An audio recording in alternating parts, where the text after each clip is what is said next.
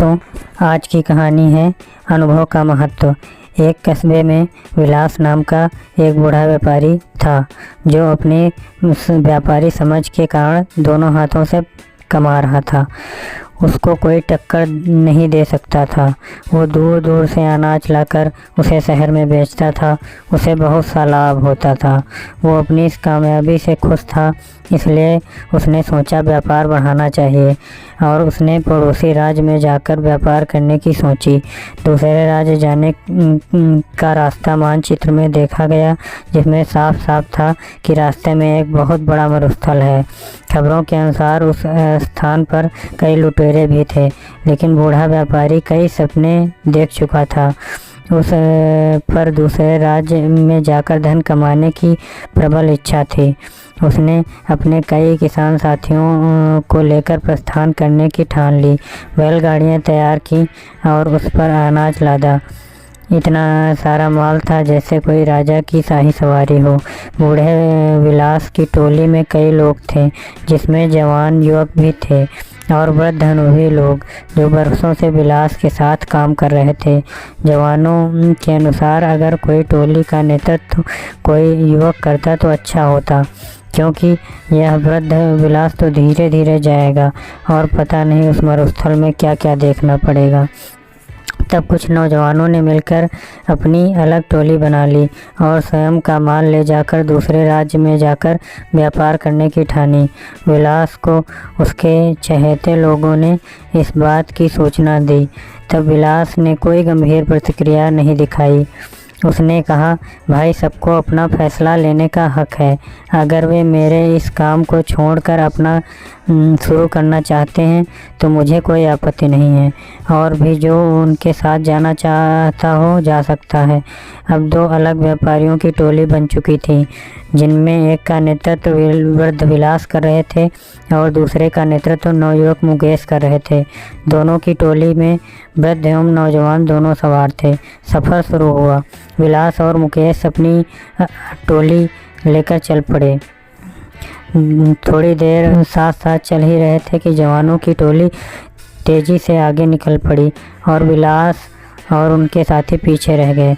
विलास की टोली के नौजवान इस धीमी गति से बिल्कुल खुश नहीं थे और बार बार विलास को कोस रहे थे। कहते कि वो नौजवानों की टोली तो अब तक नगर की सीमा लांघ चुकी होगी और कुछ ही दिनों में मरुस्थल पार कर लेगी और हम सभी इस बूढ़े के कारण भूखे मर जाएंगे। धीरे धीरे विलास की टोली नगर की सीमा पार करके मरुस्थल के समीप पहुंच जाती है। तब विलास सभी से कहते हैं, यह मरुस्थल बहुत लंबा है और इसमें दूर दूर तक पानी की एक बूंद भी नहीं मिलेगी, इसलिए जितना हो सके पानी भर लो।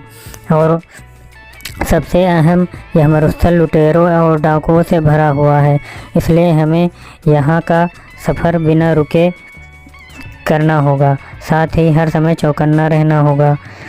उन्हें मरुस्थल के पहले तक बहुत से पानी के गड्ढे मिल जाते, जिससे बहुत सारा पानी संग्रह कर लेते। तब उनमें से एक पूछता है कि रास्ते में से पहले ही इतने पानी के गड्ढे हैं, हमें एक भी गड्ढा तैयार नहीं करना पड़ा। तो विलास मूँछों पर ताव देकर बोलते हैं, इसलिए तो मैंने नौजवानों की उस टोली को आगे जाने दिया। यह सभी उन लोगों ने खुद के लिए तैयार किया होगा, जिसका लाभ हम सभी को मिल रहा है। यह सुनकर टोली के विरोधी साथी खिंचवा जाते हैं और अन्य विलास के अनुभव की प्रशंसा करने लगते हैं। सभी विलास के कहे अनुसार बंदोबस्त करके और आराम करके आगे बढ़ते हैं। आगे बढ़ने पर विलास सभी को आगाह कर देता है कि अब हम मरुस्थल में प्रवेश करने वाले हैं, जहाँ ना तो पानी मिलेगा और ना खाने को फल और ना ही ठहरने का स्थान, और यह बहुत लंबा भी है, हमें कई दिन भी लग सकते हैं।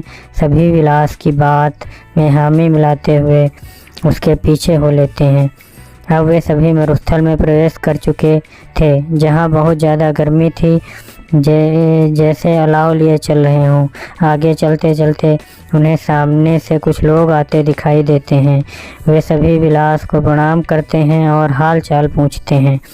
उनमें से एक कहता है, आप सभी व्यापारी लगते हो, काफ़ी दूर से चले आ रहे हो। अगर कोई सेवा का अवसर दोगे तो हम सभी तत्पर हैं। उसकी बात सुनकर विलास हाथ जोड़कर कह देता है कि भाई हम सभी भले चंगे हैं, तुम्हारा धन्यवाद जो तुम इस में सब अच्छा सोचा। और वे अपने साथियों के साथ आगे बढ़ जाते हैं। आगे बढ़ते ही टोली के कुछ नवयुवक फिर से विलास को कोसने लगते हैं कि जब वे लोग हमारी सहायता कर रहे थे तो इस बूढ़े को क्या परेशानी है। कुछ दूर चलने के बाद फिर से कुछ लोग सामने आते दिखाई देते हैं जिनके वस्त्र गीले थे और वे उसके साथियों को कहते हैं, आप सभी राहगीर लगते हो और इस मरुस्थल के सफ़र में थक के लग रहे हो। अगर आप चाहो तो हम आपको पास के जंगल में ले चलते हैं जहाँ बहुत पानी और खाने को फल हैं। साथ ही अभी वहाँ पर तेज़ बारिश भी हो रही है, उसी से हम सभी भीग गए हैं। अगर आप सभी चाहें तो अपना सारा पानी फेंक कर जंगल से नया पानी भर लें और पेट भर खाकर आराम कर लें। लेकिन विलास ने साफ ना बोलकर अपने साथियों से जल्दी से चलने को कह देते हैं। अब टोली के कई नौजवान विलास पर गुस्सा आता है और वे समीप आकर अपना सारा गुस्सा निकाल देते हैं और पूछते हैं क्यों वे उस भले लोगों की बात नहीं सुन रहे हैं और क्यों हम सभी पर जुल्म कर रहे हैं। तब विलास ने मुस्कुराते हुए कहते हैं कि वे सभी लुटेरे हैं और हमसे अपना पानी फेंकवा कर हमें निस्सहाय करके लूट लेना चाहते हैं और हमें यही मरने को छोड़ देना चाहते हैं। तब वे नए नवयुवक गुस्से में दांत पीसते हुए कहते हैं, सेठ जी तुम्हें ऐसा क्यों लगता है। तब विलास कहते हैं कि तुम खुद देखो इस मरुस्थल में कितनी गर्मी है। क्या यहाँ आसपास कोई जंगल हो सकता है। यहाँ की भूमि इतनी सूखी है कि दूर दूर तक बारिश न होने का संकेत देती है। यहाँ एक परिंदे का घोंसला तक नहीं है और फल फूल कैसे हो सकते हैं। और जरा निगाह उठाकर ऊपर देखो, दूर दूर तक कोई बारिश के बादल नहीं है। ना हवा में बारिश की ठंडक है, ना ही गीली मिट्टी की खुशबू। तो कैसे उन लोगों की बातों पर यकीन किया जा सकता है। मेरी बात मानो, कुछ भी हो जाए अपना पानी मत फेंकना और ना ही कहीं भी रुकना। कुछ देर आगे चलने के बाद उन्हें रास्ते में कई नरकंकाल और टूटी फूटी बैलगाड़ी मिलती है। वे सभी कंकाल मुकेश की टोली के लोगों के थे। उनमें से एक भी नहीं बचा था। उनकी ऐसी दशा देख सभी रोने लगते हैं क्योंकि वे सभी उन्हीं के साथी थे।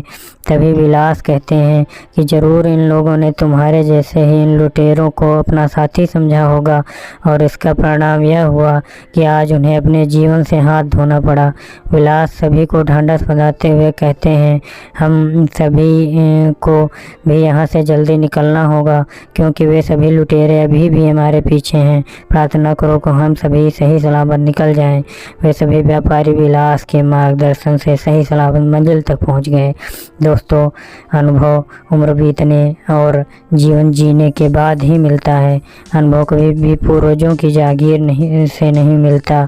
जैसे इस कहानी में नौजवानों में जोश बहुत था लेकिन अनुभव नहीं था, जो कि विलास के पास था, जिसका समय उसने सही समय पर इस्तेमाल किया और विपत्ति से सभी को निकाल कर ले गया। शिक्षा यही है कि किसी काम को करने के लिए जोश के साथ साथ अनुभव होना भी अत्यंत आवश्यक है।